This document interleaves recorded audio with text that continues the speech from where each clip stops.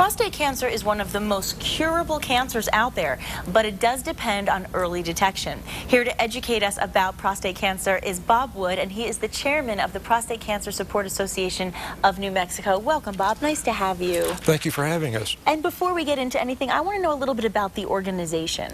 Well, we are 20 years old. Okay. In 1991, a man by the name of Ray Shipp was treated for prostate cancer and began looking around for information about the disease and couldn't find any. So he decided that he would start a support organization, and he and his wife started that at their coffee table in the mobile home where they were living. Oh, so wow.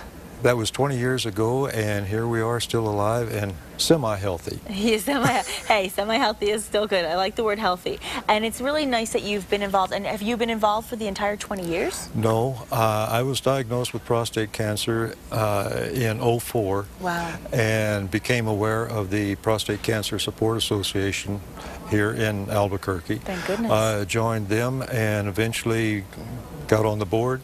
And I missed a meeting one time. Next time I showed up, they said, "Oh, Bob, you're chairman." I love it. You were a popular one. I was, yes. I like to hear that. Well, knock on wood, you're looking healthy, and it's good to see you here talking about this with us today. And so let's go back to that. Prostate cancer, for those who really don't understand it, what is it? It is a man's disease that develops in the prostate gland, which is located just below the bladder. And unfortunately, the early stages, you're asymptomatic. There are no symptoms. Wow. So with no symptoms, it's really hard to even know that you need to get checked. That is true. So what would be your recommendation? Because there are people out there saying, well, I want to make sure that I don't have this, but I don't have any, obviously, symptoms. So what would you recommend? The best thing to do is talk with your physician, and for a man to get his yearly exam. Okay. And part of that is a PSA test, and part of it is the digital rectal examination, which should be part of the examination. That's part of the actual exam. Yes, it is. And it is so worth it because, as we mentioned earlier on, and even with you, when you detect it early enough, it is one of the most curable cancers, and that is so hopeful to so many people out there. That is exactly true. Now, are there any people excluded from this? I mean, is it a certain age group that generally gets it? I mean, you said it's the man's disease, but are there people, can women get prostate cancer? No. Okay. They cannot. Women do not contract because it is a man's disease in the prostate gland. Okay.